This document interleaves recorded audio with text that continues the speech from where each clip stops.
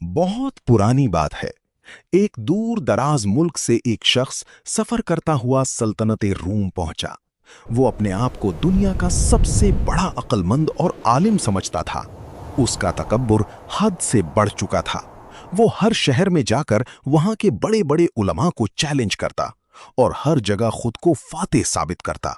वो कहता, दुनिया में ऐसा कोई सवाल नहीं जिसका जवाब मेरे पास ना हो, और ना ही कोई ऐसा शख्स है जो मेरी अक्ल का मुकाबला कर सके। एक दिन वो सल्तनत रूम के दरबार में पहुंचा, जहां मुल्ला नसरुद्दीन रहते थे।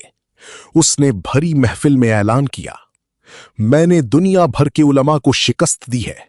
आज मैं यहां के सबसे बड़े अक्लमंद को चैलेंज करता हूं। मेरे पास 3 सवाल हैं। अगर किसी ने इनके जवाब दे दिए तो मैं अपनी सारी दौलत उसे दे दूंगा और हमेशा के लिए गुलाम बन जाऊंगा। लेकिन अगर कोई जवाब ना दे सका तो सबको मानना पड़ेगा कि मुझसे बड़ा कोई अक्लमंद नहीं। बादशाह परेशान हो गया। उसने शहर के बड़े बड़े काजी और उलमा को बुलाया, मगर उस शख्स ने ऐसी सवाल पूछे कि सबकी अक्ल दंग रह गई। कोई भी जवाब देने की हिम्मत न कर सका। दरबार में खामोशी छा गई। हर कोई सोच रहा था, क्या वाकई कोई इस मगरूर शख्स को हरा सकेगा या इसका तकब्बुर हमेशा के लिए जीत जाएगा। अचानक बादशाह के जहन में एक नाम चमका, मुल्ला नसरुद्दीन। बादशाह ने फौरन हुक्म दिया, मुल्ला नसरुद्दीन को इज्जत और एहतराम के साथ दरबार में पेश किया जाए, क्योंकि सिर्फ वही इस मगरूर आलिम का गुरूर तोड़ सकते थे। कुछ ही देर बाद मुल्ला नसरुद्दीन अपने पुराने मगर वफादार गधे पर सवार, सर पर बड़ी सी पगड़ी बांधे दरबार में दाखिल हुए। उनका अंदाज हमेशा की तरह सादा मगर बेफिक्री और एतमाद से भरपूर था। उन्होंने बादशाह को सलाम किया और अर्ज किया, जहां पना, आज इस गरीब मुल्ला की क्या खिदमत है। बादशाह ने सारा किस्सा सुनाया और उस मगरूर शख्स की तरफ इशारा किया। मुल्ला नसरुद्दीन ने उस शख्स को सर से पांव तक देखा और हल्की सी मुस्कुराहट के साथ बोले, ठीक है, मुझे मंजूर है, पूछिए अपने सवाल। लेकिन याद रखना, अगर मेरे जवाब तुम्हारी अक्ल पर भारी पड़ गए तो तुम्हें अपनी शिकस्त तस्लीम करनी होगी। वो मगरूर शख्स मुल्ला की सादगी देखकर दिल ही दिल में हंसने लगा। उसने सोचा, ये सादा सा देहाती मुल्ला मेरे सवालों का बोझ कैसे उठाएगा। मगर उसे ये मालूम न था कि असल अक्ल सादगी में छुपी होती है। और अब खेल बदलने वाला था। क्या वाकई ये सादा सा मुल्ला इसके सवालों का बोझ उठा पाएगा? मगरूर आलिम ने अपना पहला सवाल पूछने की तैयारी की। पूरा दरबार सांस रोके मुल्ला नसरुद्दीन की तरफ देख रहा था। मुल्ला नसरुद्दीन बड़े आराम से अपने गधे के पास खड़े हुए और बोले, भाई, वक्त जाया ना करो, पहला सवाल करो। मगरूर आलिम ने तंजिया मुस्कुराहट के साथ मुल्ला की तरफ देखा और अपना पहला सवाल दाग दिया। ए मुल्ला, अगर तुम खुद को बड़ा दाना समझते हो तो बताओ, इस जमीन का वो कौन सा नुक्ता है जहां से ये शुरू होती है और वहीं इसका ऐन मरकज भी है। सवाल सुनते ही दरबार के बड़े बड़े उलमा एक दूसरे का चेहरा देखने लगे। ये ऐसा सवाल था जिसका जवाब देने के लिए बड़ी बड़ी किताबें और नक्शे दरकार थे, और जमीन की पैमाइश किसी इंसान के बस में ना थी। मगर मुल्ला नसरुद्दीन ने एक लम्हा भी जाया ना किया। उन्होंने अपनी लाठी उठाई और अपने गधे की बाएं पांव की ऐन नीचे जमीन में गाड़ दी। फिर बड़े एतमाद से बोले, जनाब, जमीन का मरकज यही जगह है जहां मेरे गधे का ये पांव रखा हुआ है। अगर यकीन ना आए तो फिलफौर पूरी जमीन को नाप लीजिए। अगर 1 इंच का भी फर्क निकल आए तो मैं अपनी हार मान लूंगा। मगरूर आलिम हैरान रह गया और गुस्से से बोला, यह कैसा मजाक है? मैं पूरी जमीन कैसे नाप सकता हूं? मुल्ला नसरुद्दीन ने सुकून से जवाब दिया, अगर आपके पास जमीन नापने का कोई तरीका नहीं तो आप ये कैसे कह सकते हैं कि मेरा जवाब गलत है? आपने सवाल पूछा, मैंने जवाब दे दिया। अब इसे गलत साबित करना आपका काम है। पूरा दरबार वाह वाह सी गूंज उठा और बादशाह भी मुस्कुराए बगैर ना रह सकी।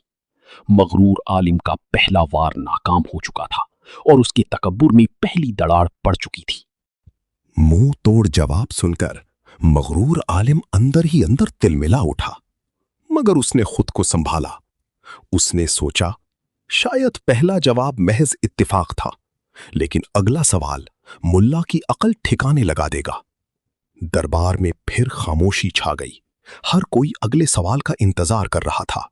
वो शख्स आगे बढ़ा और आसमान की तरफ इशारा करते हुए बोला, ठीक है मुल्ला, तुमने जमीन का मरकज तो बता दिया, अब मेरे दूसरे सवाल का जवाब दो। अगर तुम वाकई बड़े अक्लमंद हो तो बताओ, इस वक्त आसमान में कितने सितारे हैं? और याद रखना, जवाब बिल्कुल दुरुस्त होना चाहिए। ये सवाल सुनते ही दरबार में सरगोशियां शुरू हो गईं। लोग हैरान थे, भला सितारों को कौन गिन सकता है? बादशाह भी फिक्रमंद हो गया। ये वाकई एक नामुमकिन सवाल था। मुल्ला नसरुद्दीन ने आसमान की तरफ देखा, फिर कुछ देर खामोश रहे, जैसे कोई गहरा हिसाब लगा रहे हों। फिर उन्होंने अपनी गधे की तरफ देखा और निहायत संजीदगी से बोले, मेरे अजीज दोस्त, ये तो बहुत आसान सवाल है। आसमान में इतनी ही सितारे हैं जितने मेरे इस गधे के जिस्म पर बाल हैं, ना एक कम ना एक ज्यादा। ये सुनकर मगरूर आलिम आग बगोला हो गया और चीख कर बोला, ये कैसी बेहुदा बात है? गधे के बालों का आसमान के सितारों से क्या ताल्लुक? तुम्हारे पास क्या सबूत है? मुल्ला नसरुद्दीन ने मुस्कुराते हुए जवाब दिया, जनाब, सबूत तो बिल्कुल वाज़ेह है। अगर आपको शक है तो आप गधे के बाल गिन लीजिए और मैं आसमान के सितारे गिन लेता हूं। अगर एक भी बाल कम या ज्यादा निकला तो मैं अपनी शिकस्त तस्लीम कर लूंगा। क्यों, है ना मुंसिफाना सौदा? पूरा दरबार कहकहों से गूंज उठा। मगरूर आलिम शर्मिंदगी से पानी पानी हो गया, क्योंकि वो ना सितारे गिन सकता था और ना ही गधे के बाल।